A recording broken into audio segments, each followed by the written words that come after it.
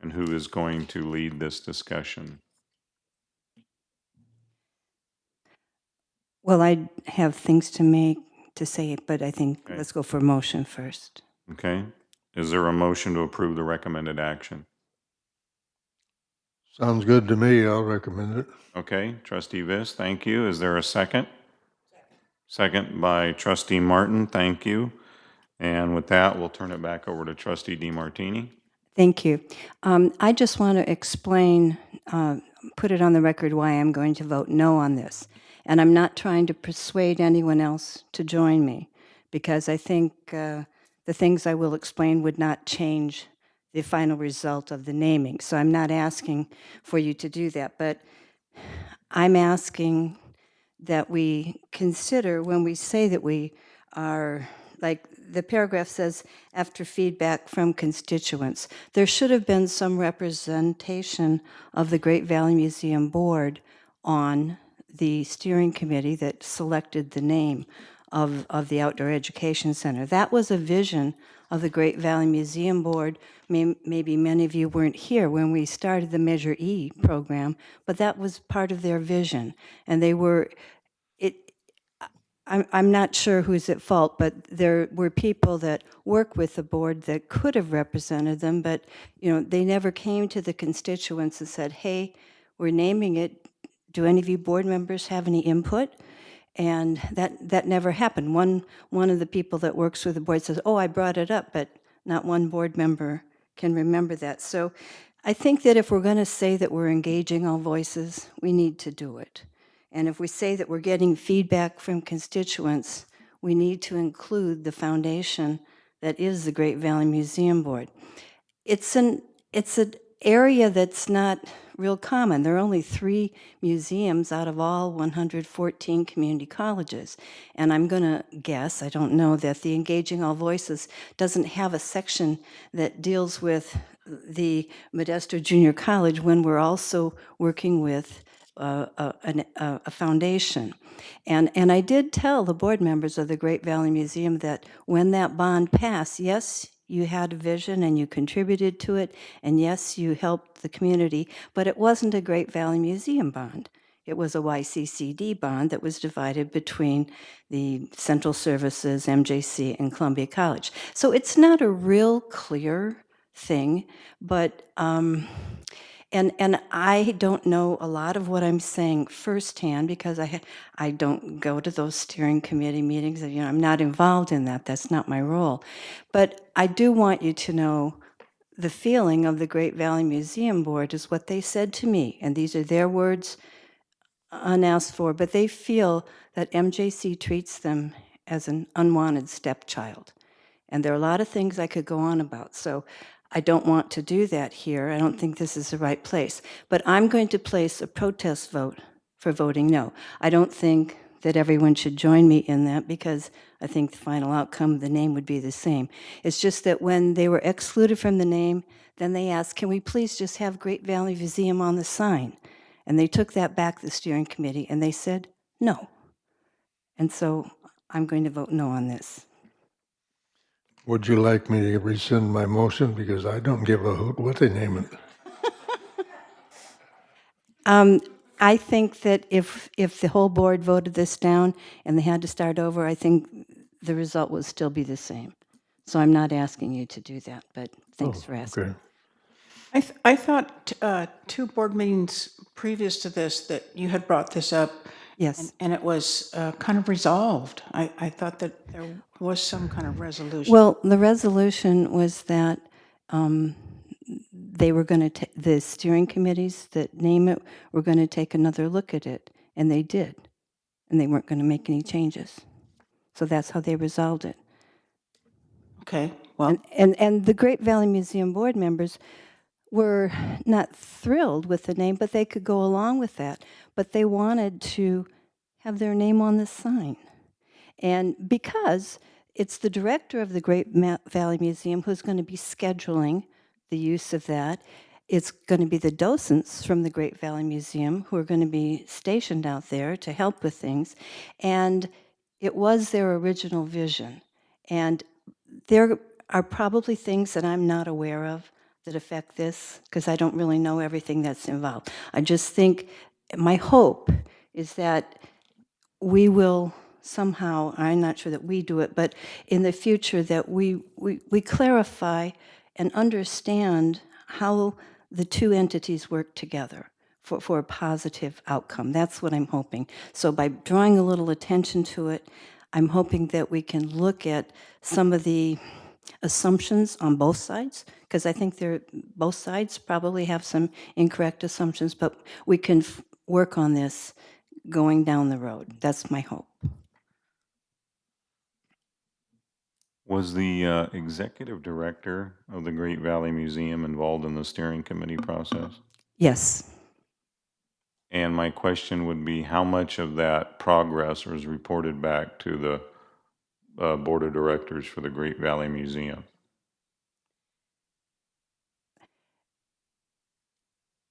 I'm not aware really of any progress. The concern was that they were never asked, never allowed any input, never allowed to say that this is what we would like. But I guess I'm trying to get down, because we're really talking about A, a relationship issue, and B, a communication issue. And it would seem to me that if the executive director is sitting there am I correct that he was there?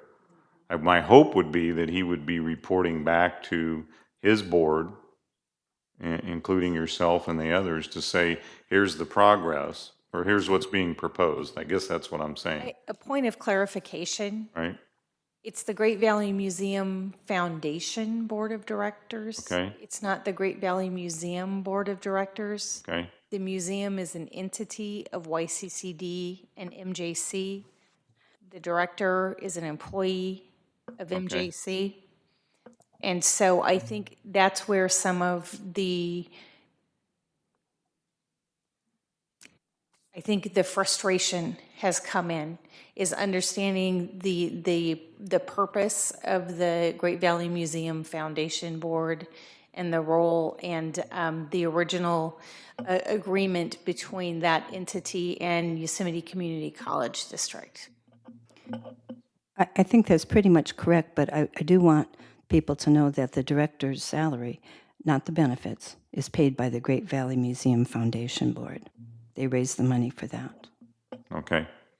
I'm sorry, there's a commitment of dollars that come from the Great Valley Museum Foundation annually, but it's not specific, it's not directly tied to the board of directors. Okay, they think it is. So this is, again, the lack of communication and clarity. So you're just staging a protest vote at this point, but not requesting that Trustee Viss pull his motion, is that correct? Right. I'm not requesting. In fact, I expect this to pass. Okay. So we've had a motion moved forward. Any other discussion? I have Okay. just a thought, I guess. It seems to me and I thank Jill for that clarification, but practically speaking, it seems to me without the word museum, it doesn't really at first I thought, oh, they're going to get some kind of tribute, but then I'm thinking Great Valley Nature Lab, that's probably not going to mean much without the word museum, so I kind of throw that out there more, not that I have a resolution, but just some more thought. Is there any... Well, the problem, I mean, I totally agree with what you said, and essentially so did the GVM Foundation Board. But there are problems, I don't know specifically, Judy might know, that to reject this delays the development of the outdoor education area. Is that correct? That's why I don't want it delayed. That's why I'm not asking you to vote. Go ahead. Yeah, this project is coming out of DSA right now, and the size of the sign that will be contracted, it's a concrete sign with the lettering in it. It will affect the bidding on that particular piece of construction. So if we change the name, it will probably cause a change order to that if anything's added or maybe decreased. And I can't say right now at this time it will cause that additional cost, but if a decision on a name is not made fairly soon, that will occur. How soon? We're coming out of DSA right now with comments, so we're getting into the bidding climate. I would say by next board meeting, probably, we would have to have a resolution. But the thing is that there are many members on the community that are representing MJC, which is appropriate. And so even if you gave them a seat at the table, I think they'd still be outvoted. It's just unfortunate they didn't at least get the feeling that they could participate. So is it an up or down vote to us, or can we change it, or? Well, it seems to be kind of an inner administrative problem within their own, but, you know, we subsidize portions of that program to a great extent. And so I think that that gives us the right to have some say in what goes on with that organization. And I think we've been working very compatible with that group. I know I served on it before Ann did. And they're very community-minded, and their interest is really there with the children of our community. That brings them in to see all the museum items. But still, you know, when we subsidize part of their program, or a good part of their program, you know, we deserve to have some say. Oh, yeah. Oh, yeah. No, I believe that we have the say. It just seems to me like, why are we, by kind of not being complete in the identification, it doesn't really seem to serve any purpose to me. But it sounds like it's too late, and maybe it's just but like it's been said, Well, where do we go lesson from here for the then? future. Chair, where do we go from here, Chair Garrett? Just take a vote. Well, I think the motion's been made. I haven't heard anything to pull it. So I think we call the question and take a vote. Because it's been recommended. We've put it off once before already. It's come back to us. And it's time now to take action on it. Did we ask about the logo? We have to take a vote first now that it's. Well, this is the naming, the logo is gonna be tied to the naming, so, you know, they're tied together. We sent it back to the Facilities Committee. They had reconsidered it. It was my understanding at a meeting last week. Is that right?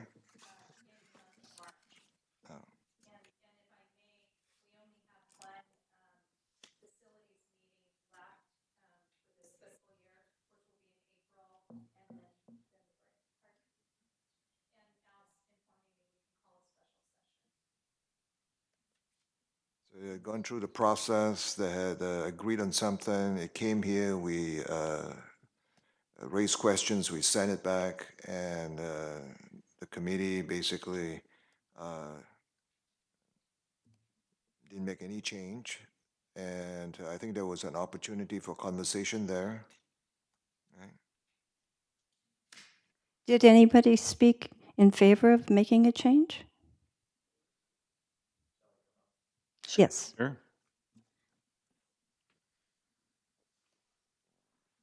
So I'm the chair of the Facilities Council, and so when the action didn't pass and was pulled at 2 meetings ago, we went back to the steering committee. There was discussion in the steering committee. Actually, I think there was some discussion with the GVM board, their foundation board. There was a recommendation made by the GVM foundation board to the steering committee. The steering committee is not a designated group and are engaging all voices, but it's been our practice in naming facilities that the steering committee that helped design the facilities would name them. So their recommendation was even separate from the GVM Foundation Board's recommendation, separate and distinct from the recommendation that you all made. They had another recommendation for the Facilities Council. The Facilities Council is made up of faculty and staff that have been involved in the governance process for quite a while and are familiar that many decisions that they make in the governance process can be controversial.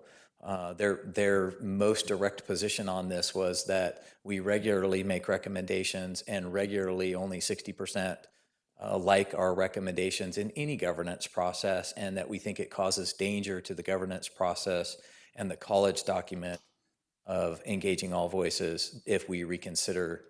And so it was really a principle matter. It wasn't about the logo. It wasn't about the foundation's recommendation. And Trustee DeMartini is correct that engaging all voices doesn't involve in that process the GVM Foundation. And I'll take responsibility for that piece of it because I've worked both with the foundation board and I know where their hearts are at about the facility and the facilities council. But the facilities council's position was that this is a governance process. It's a college facility like any of our other buildings, and we've gone through the naming process appropriately, and we feel strongly it should go forward. And then whatever happens through this process, then it's, you know, subject to board decision, and we respect that. Okay, thank you, Al. Any further questions for Al? Nope.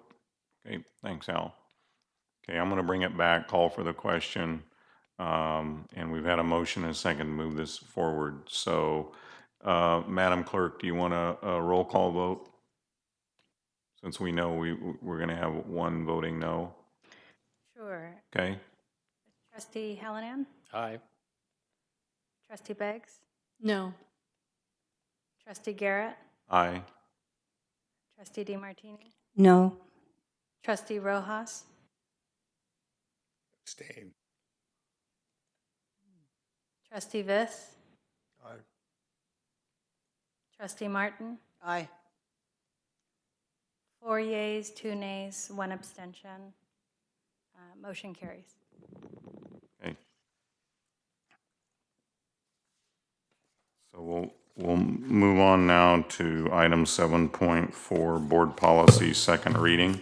And who's going to lead us through that? Turn it back over I've to been the asked policy chair. to, Okay, thank you. Connie Chavez would like to be here, but she's not able to be. She provided the answers to the questions that we brought up last month, and each trustee should have a copy of that. The Board Policy Committee wanted clarification on independent study. That's one of the proposed adoptions. And we wanted to know more about the procedure in that, and both colleges are engaged in the development of the procedures. And if you look at the second page of what Connie provided, we have some samples, some information about it. And I know you haven't had time to read it, but I did get a chance to speak to her ahead of time, and so it really does answer those questions. We also wanted to know about the multiple and overlapping enrollments. It was just a question of not really understanding what they meant by that. And her answer at least clarifies something for me, is that we have this board policy, if we adopt it, clarifies that a student may not take a class that like ends at 2 o'clock and take another class that starts at 1:45. They can't overlap because the student can't be in both classes at the same time. And along with that, they can't take the same math class at 2 different times, I guess, to see which professor they prefer. I don't know.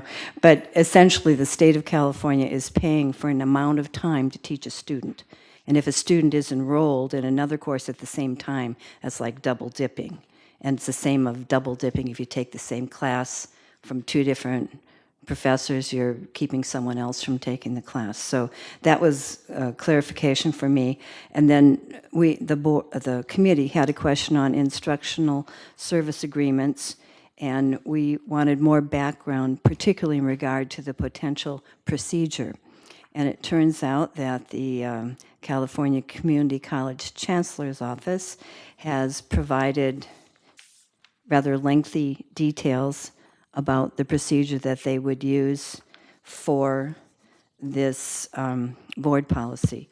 And last month, it was sort of acknowledged, and I believe that my 2 other committee members agreed, that this category of these policies in the 4,000 area really are mostly the purview of the faculty, and so we sort of yield to you on that. So with this information, I certainly feel comfortable in voting on the second readings of these proposed, although Connie said if anyone's not comfortable, we could wait till next month, but I don't personally see a need to do that.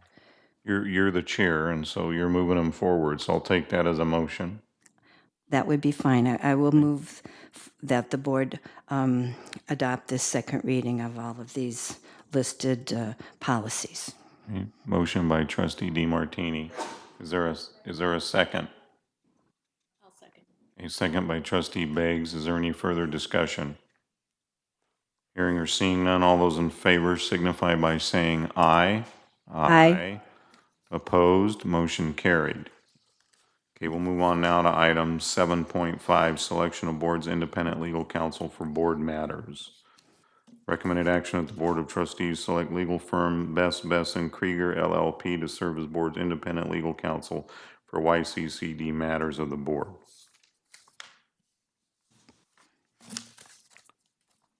And so we, as you probably recall, although it's been a while, we formed a committee. That committee was made up of myself, trustee DeMartini, and trustee Beggs. It was open to all trustees that wanted to serve.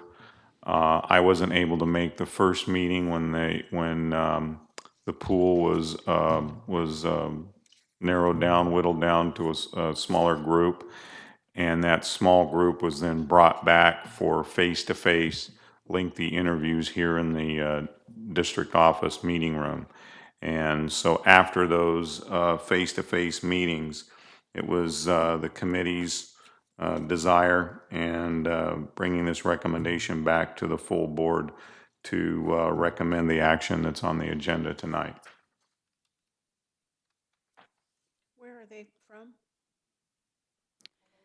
Well, most of the people have offices in several places, and this particular firm, some of it's based in San Diego, but they have a lady in Sacramento that would be mostly assigned to us. But we specifically asked about travel costs because that was a concern to us. And actually, I believe that all of the applicants pretty much, they weren't identical, but they charged transportation from their nearest office to us. And most of the time, if we needed help from someone in San Diego, it'd probably be a teleconference. But if we actually needed someone from San Diego to come here, they would charge us transportation from the Sacramento office, and they only charge half their fee for the travel, which is a very nice situation. Yeah, it was very nice to hear. And again, we had a very nice open dialogue with all of them, but to hear that, to your point, was very favorable in their position. So It had 15 minutes more, so make up for the difference. Is that in writing? Oh, yeah. Yeah. Yeah, oh yeah, it's all in the proposal. So is there a motion to move forward the recommended action? I'll move the recommended action. Moved by trustee DeMartini. Is there a second? I'll second. Second by trustee Beggs. Any further discussion?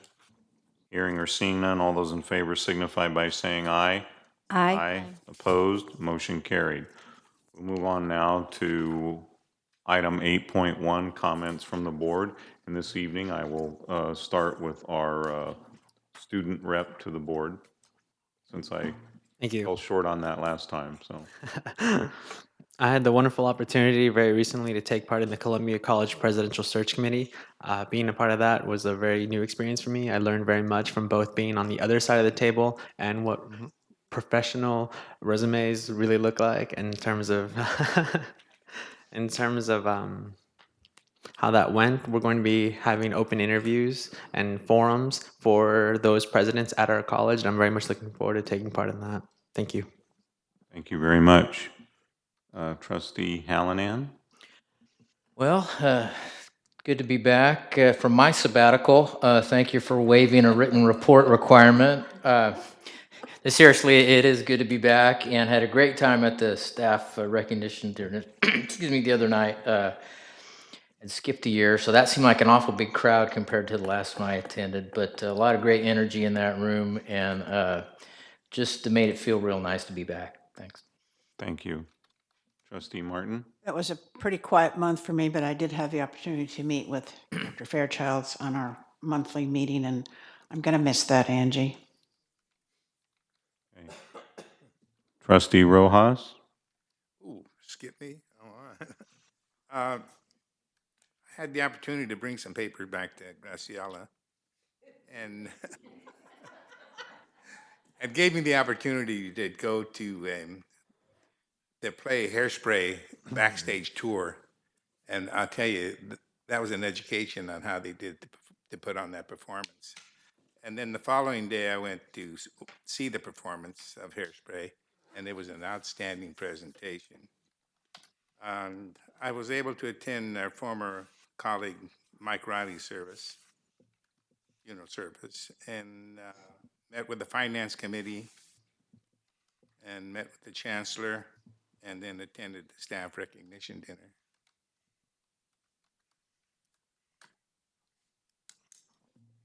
That's it. That's it. Thank you, Abe. Don?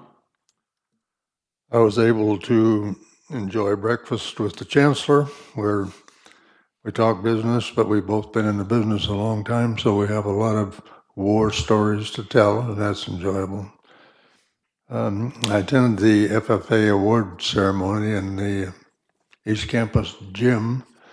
Those high school ag teachers have got something good going, I think, because they take a kid in that's a freshman that's interested in agriculture, and they make him part of a club, and they give him a jacket, and they're included, and adolescents like that.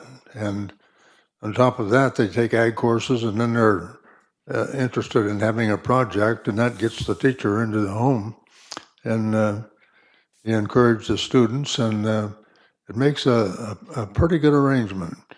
So every year they have the competition at MJC. They compete in record keeping, and they compete in mechanics and showing chickens and pigs and horses and cows, and they have a full day of competitions where the clubs compete against each other.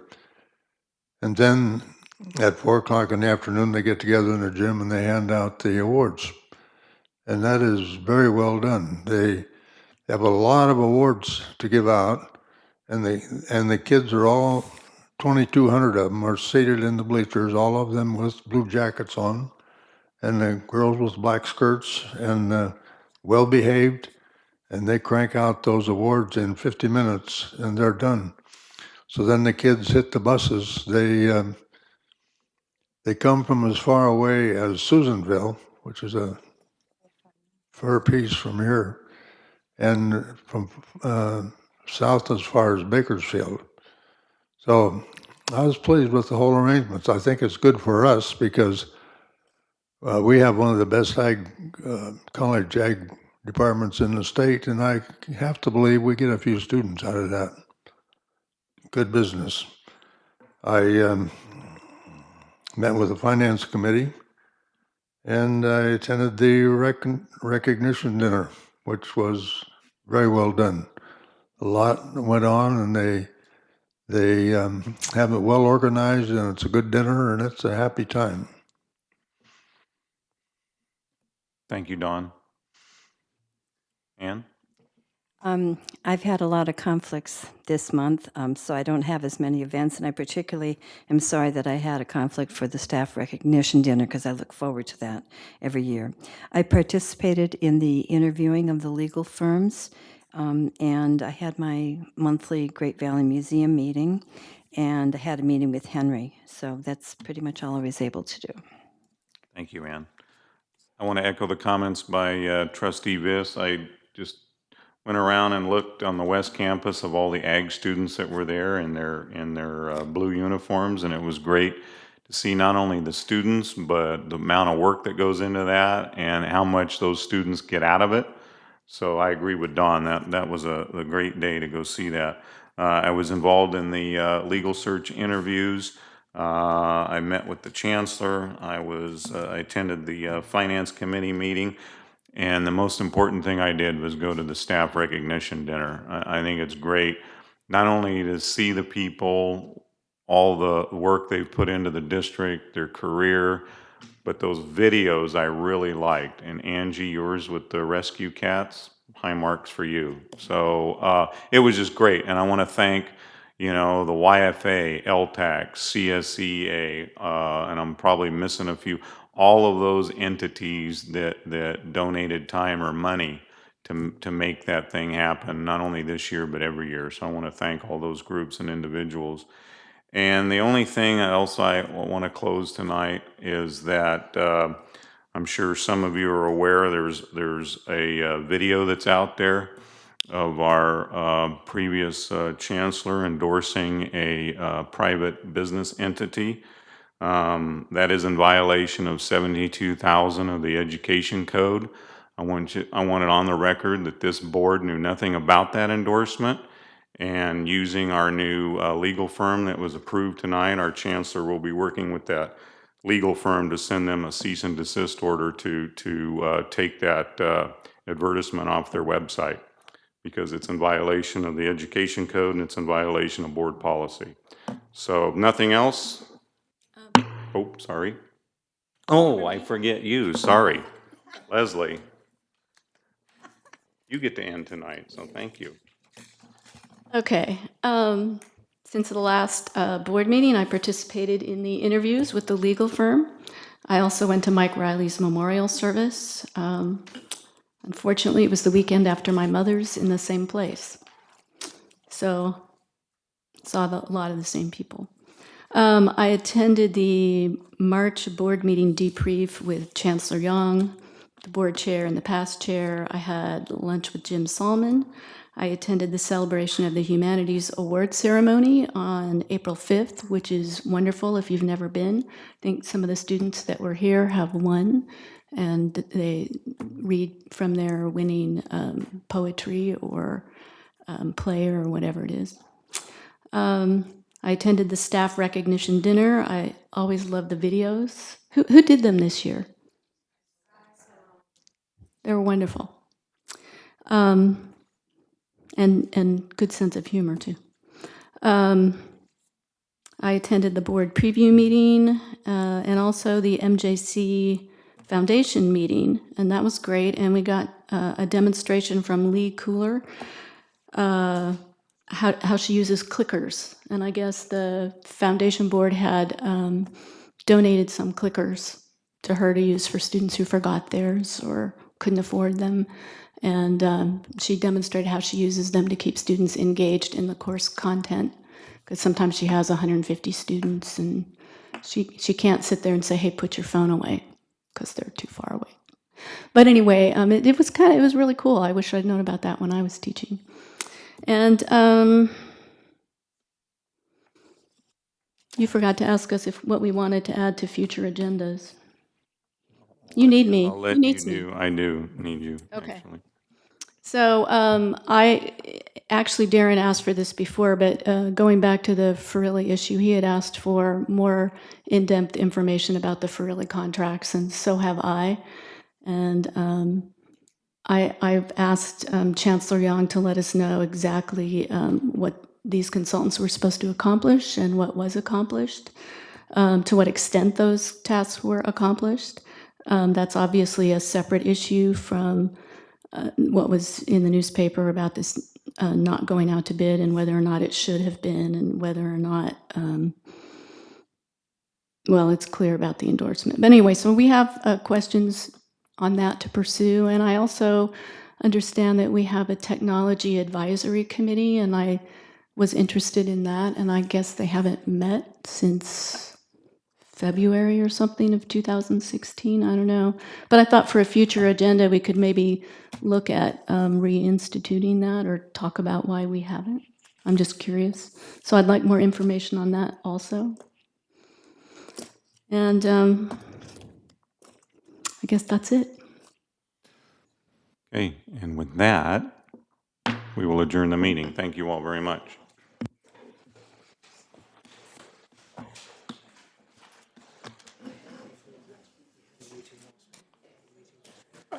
Awesome. I would. And that's great to hear because I looked on the website